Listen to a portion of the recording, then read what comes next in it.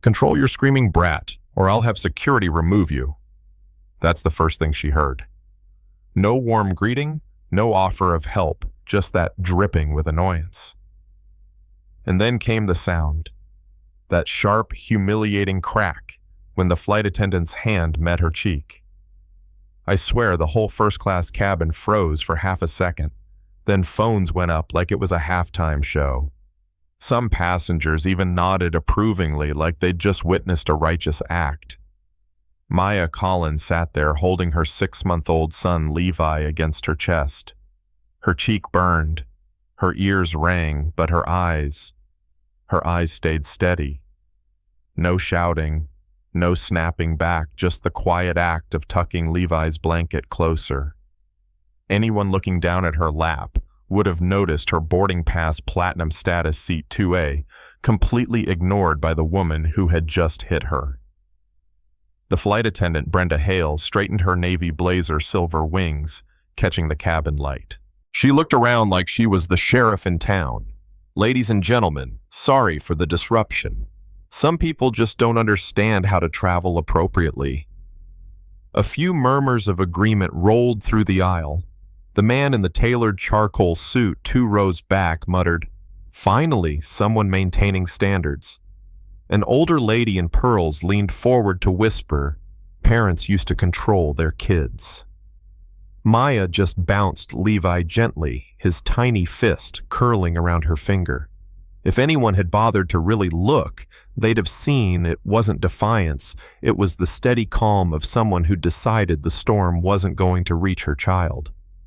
But Brenda wasn't done. She grabbed her radio, clicking it like a badge. "Captain, we've got a code yellow in first-class disruptive passenger with infant refusing to comply." "Copy that," came the captain's voice. "How do you want to proceed?"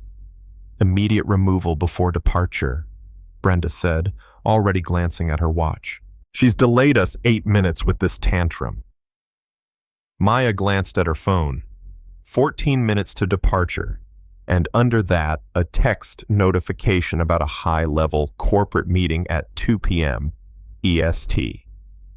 She locked the screen before Brenda could catch the details. "My ticket shows seat 2A, she said softly. "I paid for first-class service." "Oh, honey." Brenda cut her off with a laugh that could slice glass. "I don't care what scam you pulled. People like you always try to upgrade illegally. I've seen every trick in the book." From across the aisle, a college-aged woman was already streaming to TikTok. "Y'all, this flight attendant just slapped a mom with a baby." The viewer count was climbing 847, 1, 233, 3, 4, 5, B6, but the comments harsh. Finally, someone disciplining bad parents.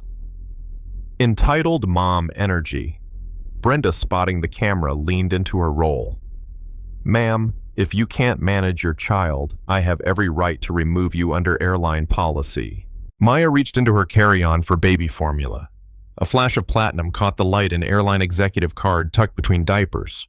She pushed it back inside quickly, but not before a few curious eyes caught it. Her phone buzzed again, caller ID, Skyspan Airways executive office. She declined. "Who's calling you?" Brenda smirked.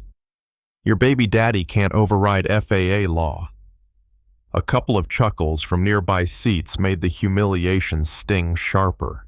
The captain finally appeared, tall, crisp uniform voice carrying authority. "Ma'am, FAA regulations require compliance with crew instructions. The TikTok live was now past 15,000 viewers." "She's about to get arrested," someone whispered into their phone. 2 plainclothes air marshals emerged from the galley, the kind of presence that changes the air. "Passenger non-compliance," the captain told them. "Refusing to deplane." Maya sat still, eyes calm, voice even. "I need exactly 5 more minutes." "You need 0 minutes," the captain shot back. "This is my aircraft." From the window you could see security vehicles surrounding the plane. Inside, the crowd was restless. Throw her off already. TikTok was pushing 25,000 live viewers. The lead marshal stepped closer. Ma'am, please gather your belongings. 3 minutes, Maya said softly, kissing Levi's forehead. Time's up, the captain barked. Officers, proceed. That's when Maya picked up her phone, hit one button, and put it on speaker. Hi, honey, she said almost casually. I'm having a little trouble on your airline. The voice that answered made the captain go pale. Which aircraft, sweetheart? I'll handle it personally. Maya's lips curved just slightly. Flight 982 first class. The line went quiet for a beat. Then, this is Daniel Collins, CEO of Skyspan Airways. Everyone on that aircraft needs to step back from my wife immediately. The cabin turned into a vacuum. Brenda's face drained of color. The marshals froze mid-step. Phones trembled in guilty hands. Daniel's voice was ice. Captain Reeves, Ms. Hale, expect me to review this incident personally. Maya pulled the platinum card from her bag, holding it up for every recording phone to catch First Family. Skyspan Airways, embossed in gold.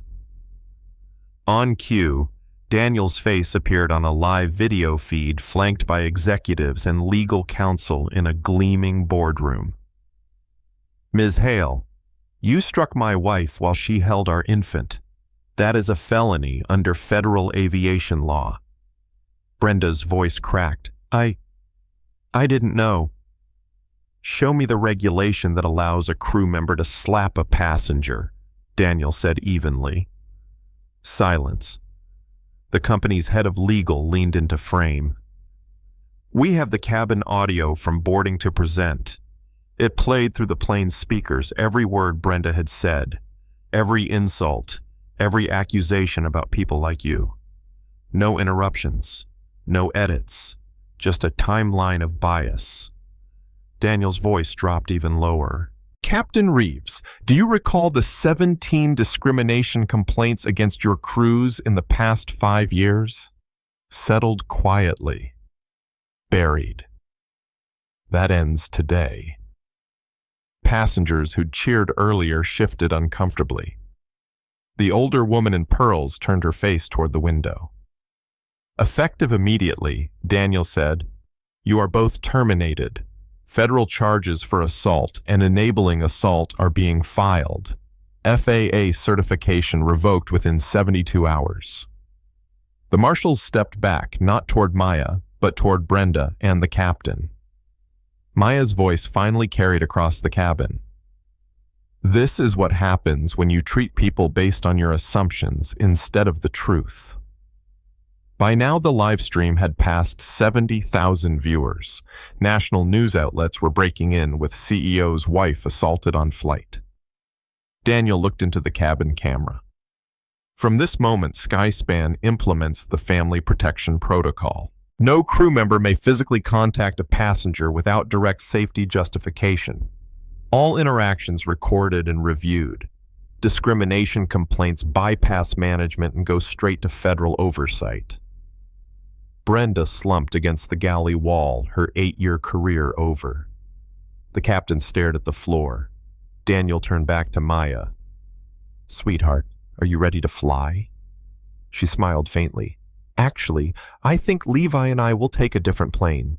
This one needs time to recover. Understood, he said. The jet will be ready in 30 minutes. As marshals escorted Brenda and the captain off in handcuffs, you could feel the shift in the cabin. Passengers who'd been quick to judge now avoided her gaze. Their phones had captured not just the assault, but their own complicity. Within hours, the incident had become the most watched corporate accountability moment in airline history. Skyspan stock dipped, then soared as the reforms took root. Other airlines scrambled to copy the the Collins standards. Months later, families of color reported better treatment not because of quiet settlements, but because one mother refused to break in the face of public humiliation.